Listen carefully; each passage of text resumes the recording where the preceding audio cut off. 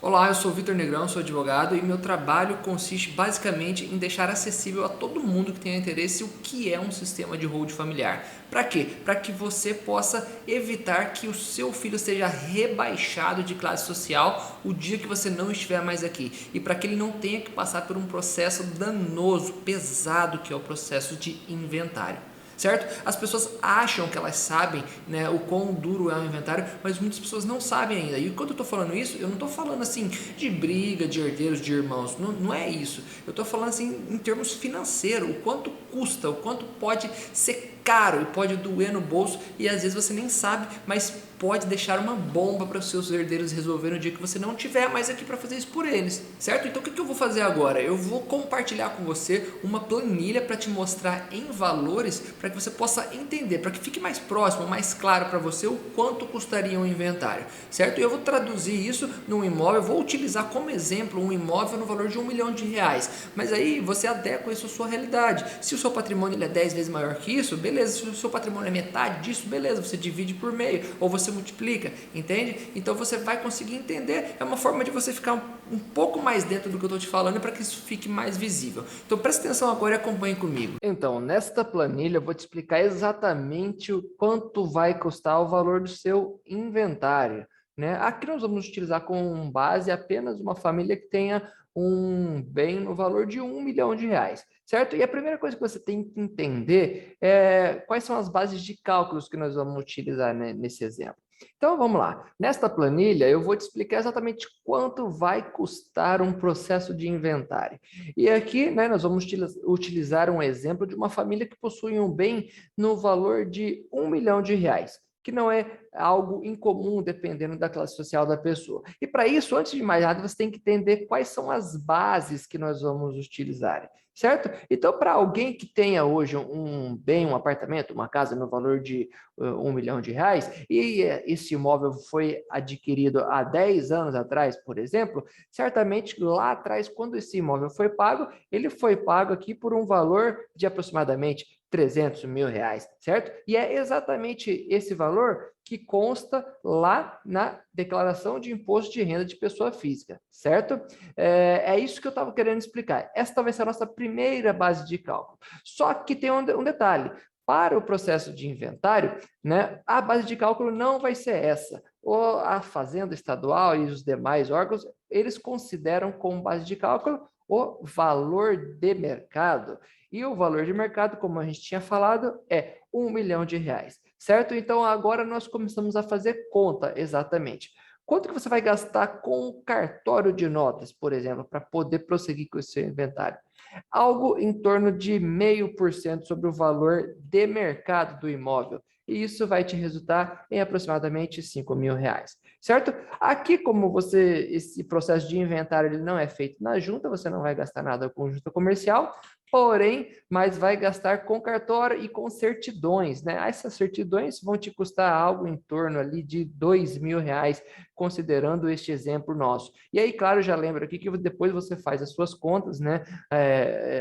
Alterando ali o valor de mercado e o valor de imposto de renda de acordo com a sua família. Mas seguindo aqui, o cartório de registro também vai dar uma boa abocanhada aí no valor do seu patrimônio quando o seu filho tiver que passar por um processo de inventário. E você vai gastar algo em torno de 0,5% também para fazer o novo registro, né, do imóvel, para trocar a propriedade ali entre que antes estava no seu nome e agora vai ficar no nome dos seus herdeiros.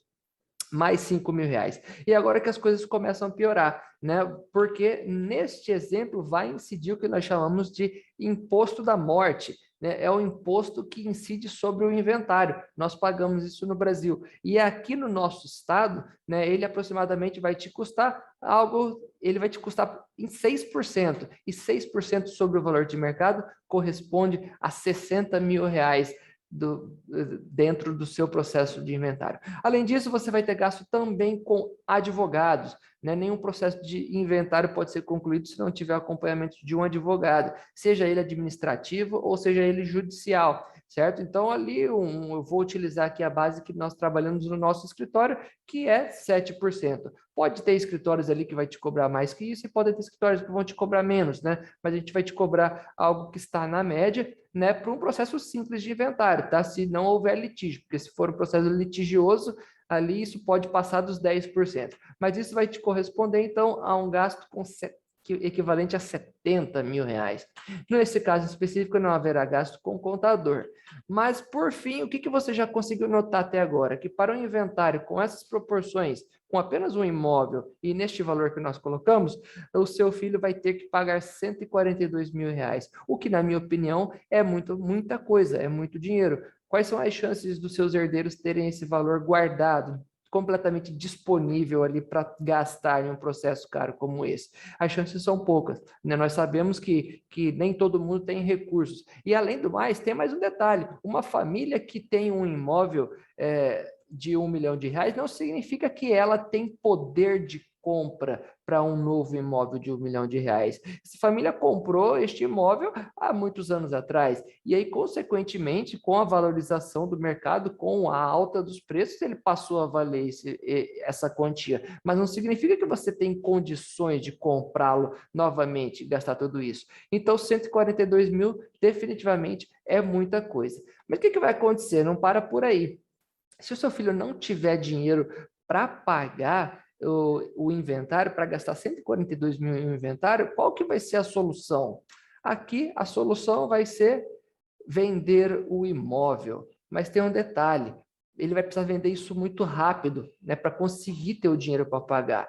E as pessoas não tendem a comprar um imóvel que esteja embaraçado, né, que ele esteja passando por um processo de inventário, que ele não esteja livre para que a pessoa transfira para o seu nome. Quem compra isso são pessoas que estão buscando ter alguma vantagem econômica. Então, para que você venda esse imóvel, é natural que você vai ter que vendê-lo com deságio, ou seja, você vai ter que baixar o preço desse imóvel para conseguir vender ele rapidamente. Então, colocamos aí um deságio de 20%, que vai te corresponder a uma venda no valor de R$ 800.000. O que mais, Vitor? Além disso, você não para por aí, tá? Os seus gastos com o inventário. Você vai pagar algo que nós chamamos de ganho de capital. Por que você vai pagar isso? Porque essa é a regra da Receita Federal. Toda vez que você vende um imóvel por um preço maior do que aquele que é constante na declaração de imposto de renda, é natural, a Receita te cobra essa diferença. Então, você teve uma venda aqui, ó, de R$ 800.000, só que lá na declaração, esse imóvel ele estava declarado como 300. Então, você tem uma diferença aqui de 500 mil, 800 menos 300. E a Receita Federal, ela joga 15% em cima dessa diferença, entendendo que você teve lucro, ela quer a parte dela. Isso daqui vai te custar mais R$ 75.000, ou melhor, vai custar para o seu filho R$ 75.000 em um processo de inventário. O novo custo total dele, então, vai ser um custo de R$ 217.000. É isso que está custando para ele. É muita coisa, na minha opinião, é muita coisa. O saldo final que o seu filho vai ter vai ser um saldo de 583 mil. Que saldo que é esse? O que você está querendo dizer? Eu estou fazendo a conta dos R$ 800.000 que ele vai ter na mão dele, porque ele vendeu aquele imóvel, menos o que foi pago aqui para todo o processo de inventário. Então, vai ter sobrado um dinheiro na mão dele. Só que com 583 mil, você realmente acredita que ele vai conseguir comprar um imóvel igual? É claro que não. E é por isso que eu falo que o seu filho vai ser rebaixado de classe social. Aqui ele vai ter que utilizar esse dinheiro para comprar provavelmente um imóvel abaixo, um imóvel menor, até mesmo em outro bairro, em outra vizinhança. Ele certamente vai ter que se mudar para conseguir morar em algum lugar, pelo menos. É complicado, né? Mas não para por aí. O que mais que a gente tem? Nós temos uma perda patrimonial, portanto, de R$ 417.000. Como assim essa perda patrimonial? Vamos lá, o seu patrimônio era um patrimônio de R$ 1 milhão. E agora o patrimônio que ele tem na mão dele é o dinheiro de 583. Então ele perdeu. Tudo o restante ele perdeu, foi embora, né? E isso corresponde a 42% de perda patrimonial com o processo de inventário. Por isso que eu sempre digo que este processo deve ser evitado. É um processo muito pesado, muito danoso e muito prejudicial para a família, principalmente para o seu filho. Bom, agora que você entendeu o quão duro pode ser um inventário, deixa eu te explicar como que vai funcionar um sistema de holding familiar. E o sistema de holding familiar, ele não é apenas um CNPJ, uma empresa, não é só isso. Isso depende muito da particularidade de cada família, tá? Ó, muitas vezes pode ser mais de uma empresa, ou às vezes uma empresa é suficiente. O que eu quero que você tenha em mente é que não é simplesmente ter um CNPJ, né? Nós temos de fato um CNPJ e o que nós denominamos ele de célula cofre. O seu CNPJ ele vai ser chamado de célula cofre porque ele vai trazer para dentro dele todos os bens da família, certo? Mas pode ser que no seu projeto seja viável constituir mais CNPJs. E cada caso é um caso, é muito particular, entende? Nós temos que estudar na prática o caso de cada família. Mas dentro desse sistema, né, que é o conjunto desse CNPJ, o conjunto da estratégia utilizada, dentro do sistema de holding familiar vai haver um momento ali na doação das cotas dessa empresa, né? Só que não vai ser uma doação comum, não vai ser uma doação normal, certo? Existem técnicas claras para fazer isso, nós vamos fazer isso no papel, né? E vamos em cada momento gravar cláusulas ali que vai proteger o seu patrimônio, que vai principalmente manter você, pai, mãe, vocês que são o patriarca e a matriarca da família, que constituíram todo, né, o patrimônio ao longo da sua vida. Essas cláusulas vão manter vocês em controle todo o tempo, certo? Então, assim, o fato de você doar as suas cotas não vai tirar de você a propriedade ali, o direito de decidir sobre o que fazer. Além disso, existem várias outras coisas também, como, por exemplo, você consegue proteger o seu patrimônio de credores. Ali, se em algum momento o seu filho, sua filha passou por uma dificuldade, ou até vocês mesmos, você consegue blindar ali o seu patrimônio para que isso não venha, né, a ser buscado por terceiros. Você não precisa fazer um processo de construção do sistema de holding familiar que dependa do judiciário. Tudo é feito fora do judiciário, então tudo é muito mais prático, muito mais rápido. Não tem que passar por um inventário, não tem que passar por cartório, entende? Tudo que é feito nesse sistema é lícito, escancarado para que todo mundo veja. Então não há nada de errado, não tem riscos para você ter uma surpresa lá na frente. O sistema ele é muito mais barato, né, em relação ao custo final, como você mesmo viu nessa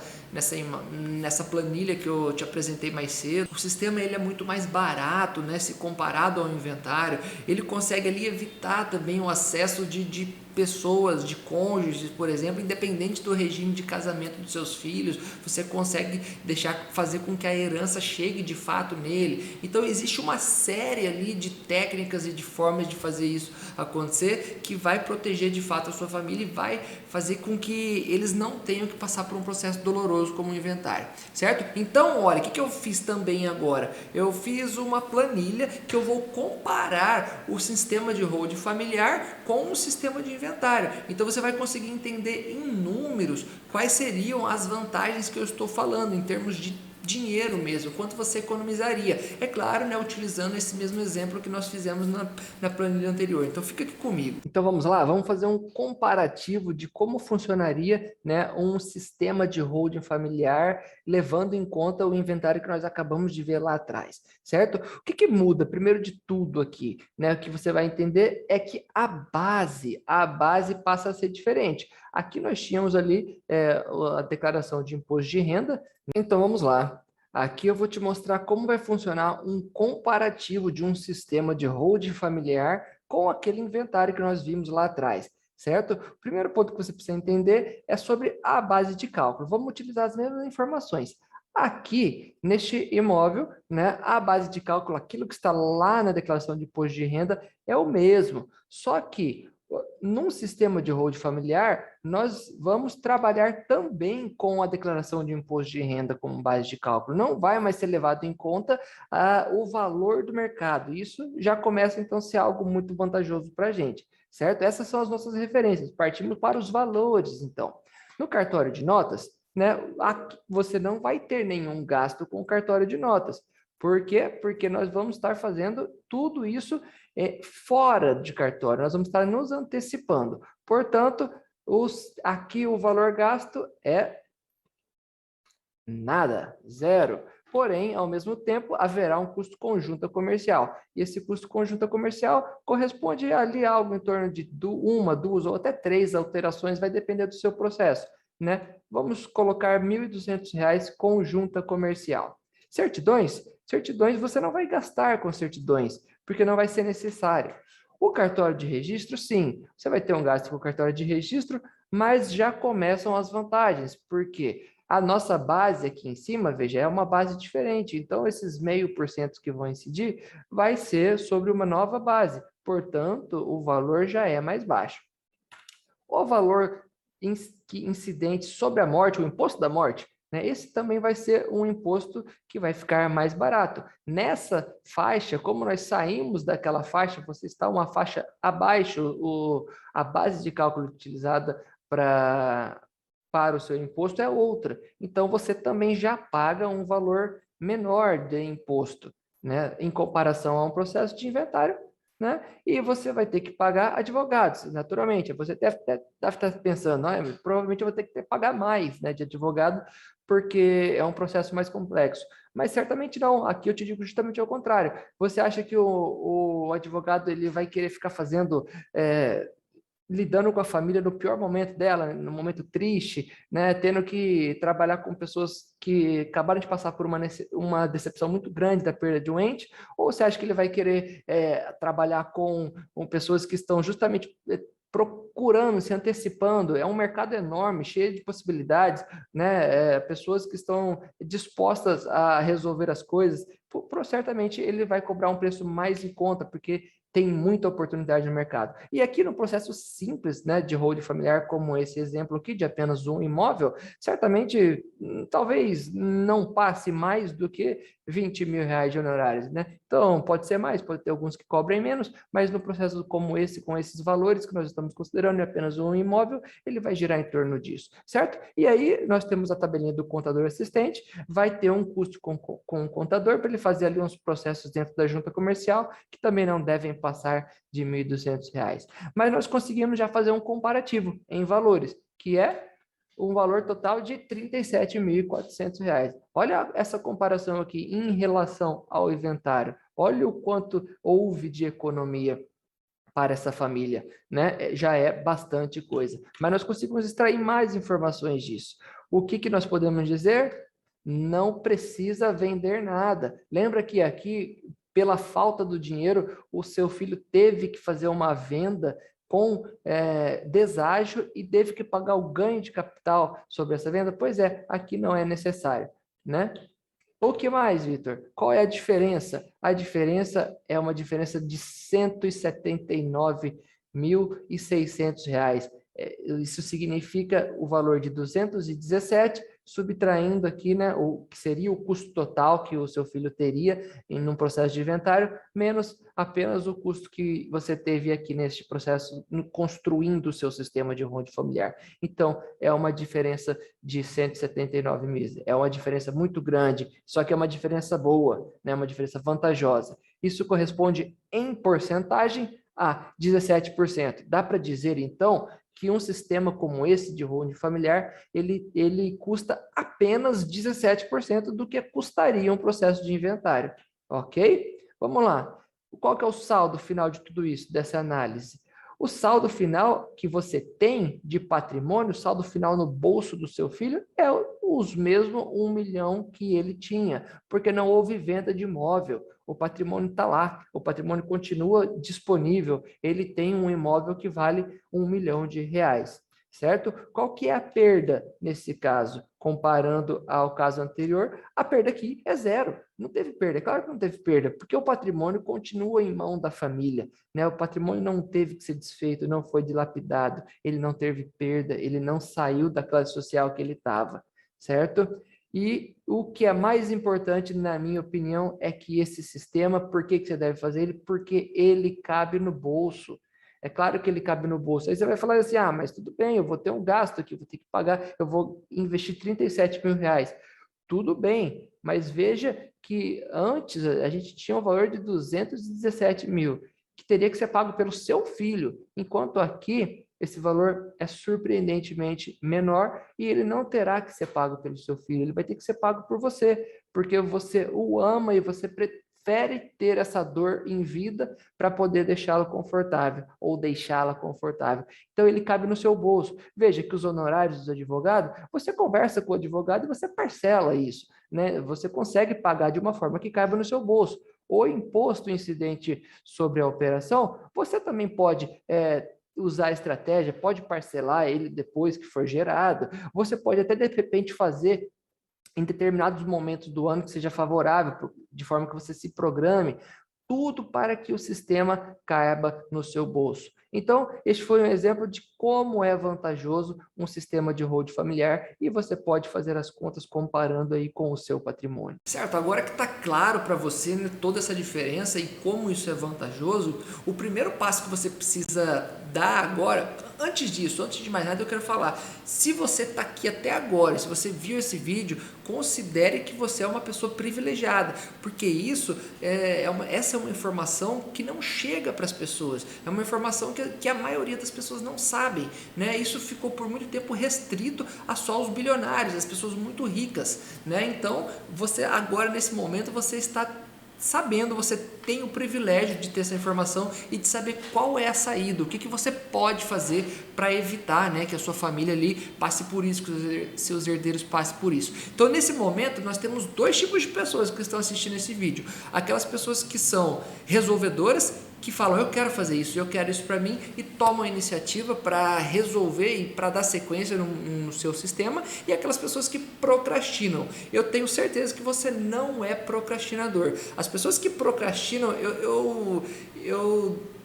chego a pensar que às vezes elas nem amam a própria família, porque eu não consigo entender o fato de alguém descobrir uma situação como essa, uma oportunidade de resolver essa situação e não querer pelo menos descobrir como isso pode ser aplicável para a família dela. Então, se você é resolvedor ou resolvedora, se você quer dar o primeiro passo, o que você precisa fazer agora, nesse momento, é solicitar uma sessão de viabilidade. A sessão de viabilidade, ela vai fazer com que a gente faça um diagnóstico. Essa sessão, ela é uma consulta, uma conversa. Ali é o momento que você vai ser ouvido para que alguém da minha equipe, ou eu, ou meu sócio, ou qualquer outra pessoa, possa diagnosticar se o sistema de hold familiar é um sistema que caiba para sua família, que se encaixa com a sua realidade. Agora, se por qualquer motivo você acha que isso não é para você, ou se você acredita que você não teria benefício, assim, eu sinto muito, eu realmente fico triste porque eu acredito que valeria a pena pelo menos buscar essa informação, né? E uma coisa que eu falo também para quem tem negócios, né? O sistema de hold familiar, ele é muito interessante porque ele consegue garantir a perpetuação do negócio. Então, famílias que são empresárias, famílias que têm empresas, conseguem utilizar também do sistema de hold familiar para pensar em como isso vai prosseguir adiante com os herdeiros e como que essa sociedade vai se utilizar da legislação para criar robustez, para conseguir, né, prolongar a sua vida de uma forma organizada, certo? Então, assim, aqui embaixo na tela tem um botão, em algum lugar rola a tela ali, você vai conseguir solicitar um atendimento, né, uma sessão de viabilidade, que é o mais importante agora, para que você fale. Nós vamos te fazer algumas perguntas, vamos querer entender qual é a sua realidade e no final dessa sessão nós vamos dizer para você se realmente o seu caso é um caso de holding familiar ou não. Certo? Então, se você tem alguma dúvida, nessa página aqui tem uma série de informações que pode te esclarecer como funciona isso, né? E fazer você ter um melhor entendimento da situação, né? Mas desde já eu te dou as boas-vindas, seja bem-vindo a este universo da holding familiar que poucas pessoas sabem como funciona. Esse sistema que já é aplicado há muitas décadas aqui no Brasil, mas apenas por pessoas ricas. Esse sistema que já é muito comum em outros países, que são países desenvolvidos. Portanto, clique no botão abaixo aqui, preencha seus dados e alguém da minha equipe vai entrar em contato com você para agendar a nossa conversa. Até mais!